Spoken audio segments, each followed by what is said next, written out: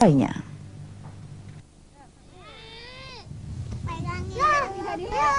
Inilah salah satu bentuk pengenalan ilmu pengetahuan alam bagi anak didik dengan mengambil contoh langsung dari alam. Metode belajar langsung mengeksplorasi alam sambil bermain ternyata amat disenangi anak didik usia playgroup dan sekolah dasar. Anak didik berpartisipasi aktif, sedangkan guru bertindak sebagai fasilitator. Model yang dikembangkan sekolah alam di kawasan Ciganjur, Jakarta Selatan ini memberikan pendidikan dasar tentang akhlak, falsafah ilmu pengetahuan melalui logika berpikir dan latihan kepemimpinan dengan metode outbound. Bentuk kelas konvensional dirubah menjadi sekolah terbuka yang tetap memberi interaksi siswa dengan sekitar, sekaligus menekan biaya fisik bangunan sekolah yang megah yang umumnya dimiliki sekolah unggulan. Sekolah alam itu sebetulnya upaya untuk menihilkan kos yang tadinya dipakai untuk infrastruktur, bangunan dan sebagainya kita anggap nol, kita ganti dengan alam. Sementara untuk solusi guru metodologi itu kita sesuaikan dengan alam itu sendiri. Nah, kualitas pendidikan itu kan sangat ditentukan oleh 3 hal.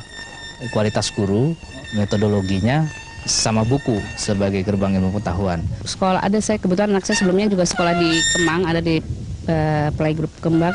Itu kan dia terlalu umum, jadi saya pikir kalau di sini kan dia lebih terarah dan lebih alami sifatnya gitu loh.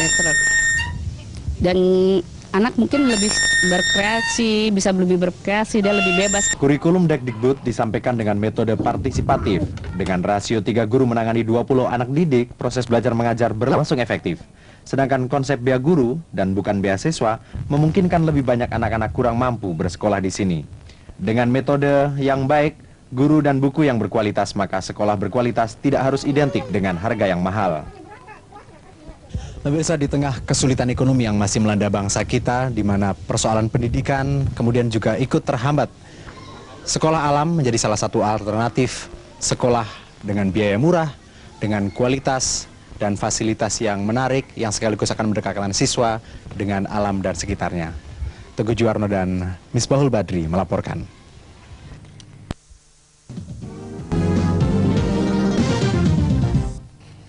Pemirsa, sejak tahun ajaran baru tahun ini telah berdiri Sekolah Alam yang menawarkan metode pendidikan berbeda dibanding dengan sekolah biasa yang menggunakan ruang kelas. Lalu di mana letak perbedaan dan keistimewaan sekolah alam ini?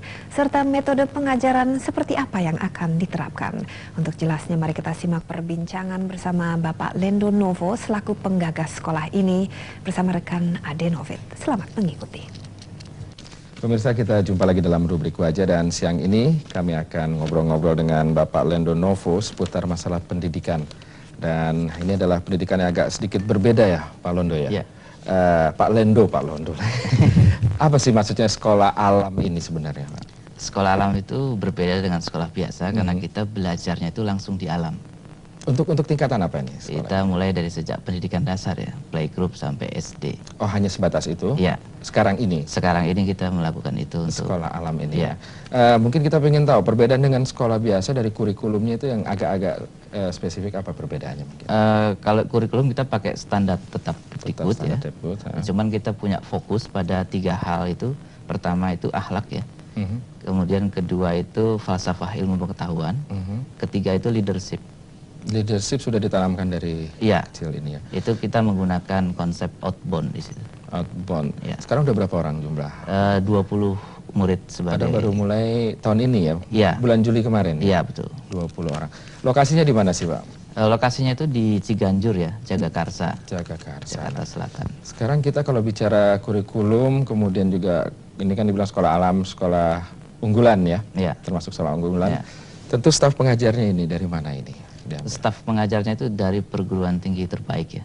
Kita ada dari ITB, dari IPB, dari UI, dan ada rekan kita dari Leiden, Belanda, khusus psikologi anak. Jadi mereka memang khusus untuk anak dari ITB apa ini memang ada khusus? Kita training sebelum mereka memulai itu sejak 6 bulan yang lalu kita training. Jadi backgroundnya aja dari. Iya. Tapi berarti mereka mungkin dari teknik ya? Teknik ya. Teknik semua ya. Oh.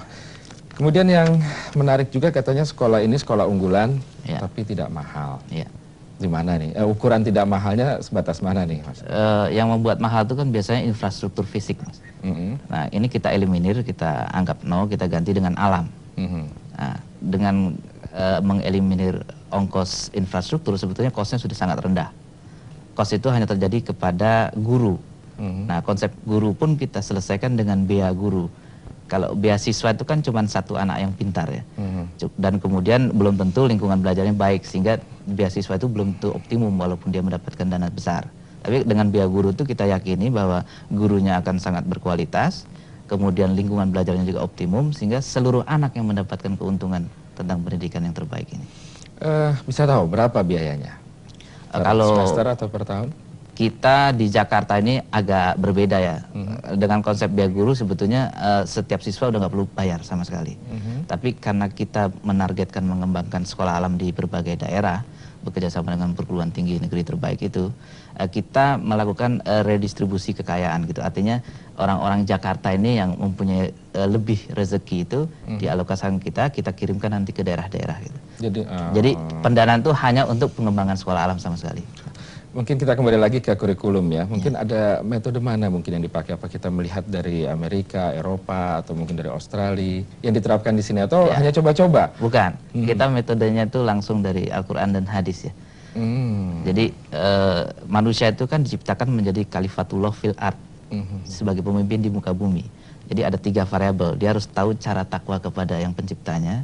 Kedua, dia harus tahu bagaimana dia mengkhalifahi alam ini. Artinya dia harus tahu tentang teknologi yang mampu membuat alam itu tunduk kepada kita. Kita kembalikan kepada sesungguhnya manusia itu diciptakan untuk apa. Itu saja sebetulnya. Dari situ saya olah gitu. Karena kita memang diciptakan untuk memimpin alam ini, ya kita olah alam ini. Kebetulan orang-orang bule itu yang mengembangkan bagaimana teknologi. Dia mempelajari setiap hari alam itu fenomenanya seperti apa. Dan yang namanya ilmu pengetahuan itu kan seluruhnya diambil dari pengamatan terhadap alam semesta ini gitu. Jadi dari Al-Quran dan hadis berangkatnya ya, dari situ. Kenapa ini justru ditanamkan pada mereka yang masih playgroup dan sekolah dasar? Apa mereka ini sudah bisa menerima justru?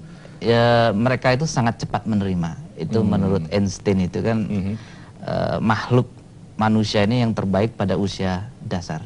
Karena masih banyak kan masyarakat menilai masih SD atau masih playgroup, masih TK. Oh, itu salah kan besar. Hanya untuk main-main gitu kalau Salah SD, TK sama playgroup ini. Ya, kalau di Islam itu justru yang SMA ke atas tuh nggak diperhitungkan. Jadi tugas orang tua atau siapapun untuk mendidik anak tuh sampai akil balik. Akil balik itu cuma sampai SD, SMP. 13 tahun ya. Iya, udah itu terserah mereka mau go public atau segala macam, dan itu yang sebetulnya terjadi di negara-negara maju. Mereka umur-umur 14 tahun tuh sudah keluar dari rumah. Sudah mandiri. Jadi kalau kita ngeliat kondisi sekarang banyak juga anak sekolah tawuran, anak SMA, itu mungkin bisa dikatakan bahwa ini karena pendidikan dasarnya ini yang kurang berarti. Betul. Betul sekali. Jadi kita harapkan dengan sekolah alam ini bisa menciptakan bibit-bibit baru ya. Iya, yang harus yang terbaik ya. Yang terbaik. Dan saya yakin ini baru pertama ya di dunia. Artinya kalau kita optimum, kita konsentrasi penuh, kita bisa membuat konsep pendidikan yang terbaik, bahkan mengalahkan negara maju.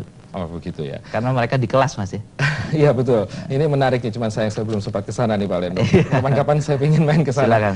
Dan mudah-mudahan sukses ya, karena ini baru pertama kali dan tahun pertama ya. Iya. Mudah-mudahan sukses dan kita mendapatkan generasi penerus yang benar-benar berkualitas. Terima kasih. Oke, terima kasih. Dan pemirsa, demikian perbincangan kita dalam rubrik Wajah Siang ini, dan kami kembalikan ke rekan saya. Ya, terima kasih, Sekolah Alam menarik sekali. Dan pemirsa, kami masih akan kembali dengan berbagai laporan menarik lainnya. Ikuti setelah